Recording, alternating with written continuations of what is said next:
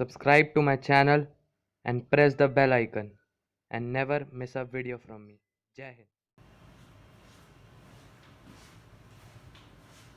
नमस्कार साथियों, एक बार फिर मैं आपका दोस्त अर्पित चौधरी एसएसबी वीडियो ट्यूटोरियल में नए वीडियो सीरीज के साथ। और आज का दोस्तों हमारा जो टॉपिक है वो है top reasons to join Indian armed forces. देखिए दोस्तों, आप एसएसबी इंटरव्यू में जाते हैं, पर्सनल इंटरव्यू में, वहाँ बहुत ज़्यादा कॉमन क्वेश्चन है कि आप इंडियन आर्म्ड फोर्सेस क्यों ज्वाइन करना चाहते हैं। तो मैं बताता हूँ, ज़्यादातर लोगों का आंसर क्या होता है, वो होता है देशभक्ति से। हम अपने देश के लिए कुछ करना चाहते हैं। ठीक है, 100 अगर कैंडिडेट खड़े होंगे तो 99 का आंसर यही होता है, और वो जो एक जो अलग आंसर देता है वही रिकमेंड हो जाता है, क्योंकि इंटरव्यूअर वहां बैठा हुआ कन्विंस नहीं होता आपकी बात से कि एक ही आंसर सारे लोग दे रहे हैं, भेड़ बकरी की तरह सारे एक ही आंसर। मैं मानता हूँ आंसर बिल्कुल जेन्युइन है, लोग करना चाहते हैं देशभक्ति, मैं भी करना चाहता हूँ, पर वो जो कुर्सी पे आदमी बैठा हुआ है उसको कन्विंस भी तो करना है, आपने रिकमेंड होना है, तभी आप देशभक्ति करना चाहेंगे। मानता हूँ आप सब इन चीजों से जो है, आपको ये सब चीजें नहीं चाहिए जो यहाँ बोर्ड पे लिखी है, आप एक बार नजर मार लो। मानता हूँ नहीं चाहिए होंगी आपको इनमें से कोई भी चीज, बस देशभक्ति करनी है। मैं मानता हूँ आपकी सारी बात। कुछ होते हैं लोग मेरे जैसे पागल जो देश के लिए करना चाहते हैं कुछ, ठीक है, पर उनको वैलिड पॉइंट चाहिए वहां पर, वो आपको पहले से नहीं जानते। ठीक है, आपको उनकी नेचर, आपकी नेचर जो है उनको नहीं पता, आपका कैसा बिहेवियर है, कैसा आपका एटीट्यूड है देश के प्रति, तो उनको शो भी तो करना है, पहले रिकमेंड भी तो होना है, तो अलग आंसर आपको देना पड़ेगा। ठीक है, इसलिए मैंने एक वीडियो बना दी कि आप जो है 10 पॉइंट में से कोई भी 3 या 4 वैलिड पॉइंट्स इंटरव्यू में बोल सकते हैं, और ये सारे वैलिड आप एग्री करेंगे मेरे से, जितने भी पॉइंट मैंने यहाँ लिखे हैं आप सारे एग्री करेंगे। एक एक करके हम इसके बारे में बात करते हैं। देखिए दोस्तों, सारा टाइम इन्वेस्ट करेंगे। सबसे पहला आता है सॉलिड जॉब सिक्योरिटी। ठीक है, ये तो बात पूरी प्रॉपर है, क्योंकि अगर आप प्राइवेट सेक्टर में जाते हैं, अगर इंटरव्यूअर आपसे पूछे कि इसको एक्सप्लेन करो, क्योंकि अगर आप प्राइवेट सेक्टर में जाते हैं किसी भी जॉब में जाते हैं, उसका आपका कोई एग्रीमेंट ऐसा नहीं है कि आपको वो जॉब से निकाल नहीं सकते। ठीक है, जहां आपका काम अच्छा नहीं लगा या कंपनी की बहुत बुरी हालत होगी, लॉस हो गया, तो रिसेशन आ जाएगा, आपको बाहर निकाल दिया जाएगा। ठीक है, पर यहाँ कभी नहीं है, यहाँ कभी रिसेशन आने भी नहीं वाला। ठीक है, एक पॉइंट हो गया सॉलिड जॉब अपॉर्चुनिटीज। उसके बाद आता है पे एंड अलाउंसेस। ठीक है, अब 7th पे कमीशन के बाद अब ज्यादातर लोगों को पता होगा कि एक लेफ्टिनेंट की सैलरी हो चुकी है 1 लाख से अबव। ठीक है, और बेनिफिट्स आपको सारी चीजों का मिलेगा उसके अंदर, साथ ही आपको एक घर मिलेगा। ठीक है, 3-4 सर्वेंट्स मिलेंगे, आपको गाड़ी मिलेगी पर्सनल, साथ में अगर आप जो है आपकी मैरिज नहीं हुई है, अनमैरिड है, तो आपको फूड फैसिलिटीज भी फ्री में दी जाएंगी। ठीक है, और अगर आप मैरिड है तो आपको राशन का जो खर्चा आता है वो भी दिया जाएगा।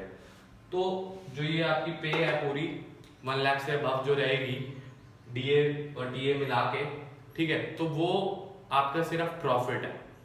अगर आप किसी भी कंपनी में काम करेंगे, चाहे आपकी 1 लाख सैलरी हो, उसके अंदर आपको रूम का भी रेंट देना पड़ेगा जहाँ आप जॉब कर रहे हैं। ठीक है, आपका खाने का भी देना पड़ेगा, ट्रैवलिंग का भी देना पड़ेगा, पर यहाँ कुछ नहीं है आपको यहाँ। और रेलवेज की तरफ से भी बहुत अपॉर्चुनिटीज होती है। ठीक है ना, रेलवेज, एयरवेज, सब जगह आपको डिस्काउंट मिलता ही मिलता है। और कंटीन में अगर आपने कोई कार लेनी है, जो आर्मी की कंटीन होती है, एयरफोर्स की कंटीन होती है, वहाँ भी आपको बहुत बड़ा डिस्काउंट मिलता है, वहाँ बहुत बेनिफिट होता है। ठीक है ना, ये भी क्लियर है। उसके बाद आता है फैसिलिटीज फॉर फैमिलीज। अब फैमिलीज की बात कर ले। ठीक है, एमएच मिलिट्री हॉस्पिटल आपको पता होगा, तो वो भी वहाँ भी फैसिलिटीज दी जाती है आपके पेरेंट्स को भी, उनका भी कार्ड बनता है, उनका भी कैंटीन के लिए कार्ड बनता है, डिपेंडेंट कार्ड, आपके चिल्ड्रंस का भी बनता है। तो यहाँ पर जो है बहुत बड़ा बेनिफिट होता है फैमिली को भी।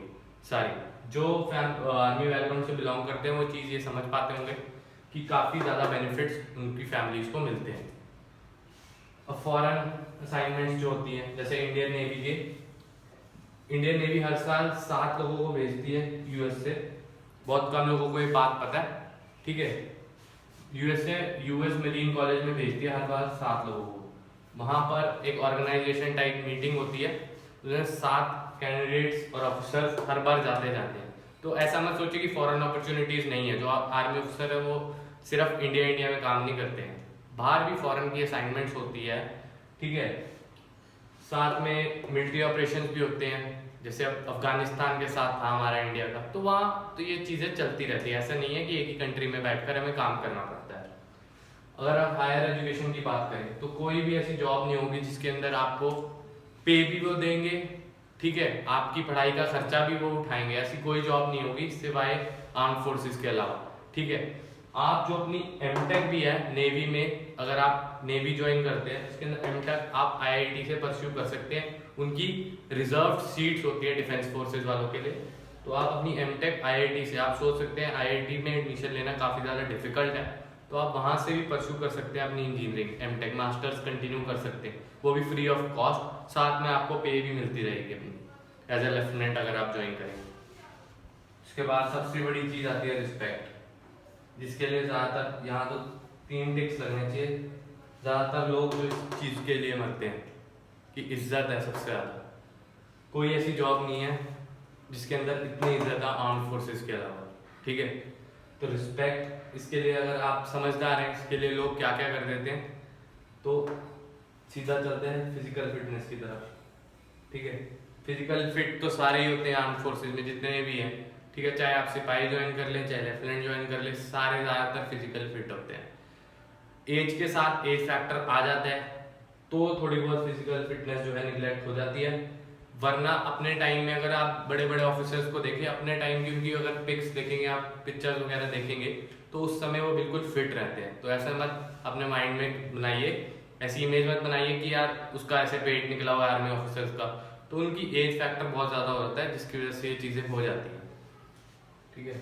उसके बाद आती है स्पोर्ट्स फैसिलिटीज। अगर आपने बाग मिल्खा बाग भी देखी होगी, तो उसके अंदर भी आर्म फोर्सेज ज्वाइन कर कर ही वो एथलीट बनता है मिल्खा सिंह, ठीक है। एथलीट वो ऐसे ही बनते हैं आर्म फोर्सेज की वजह से, पूरी अगर आपने मूवी देखी होगी।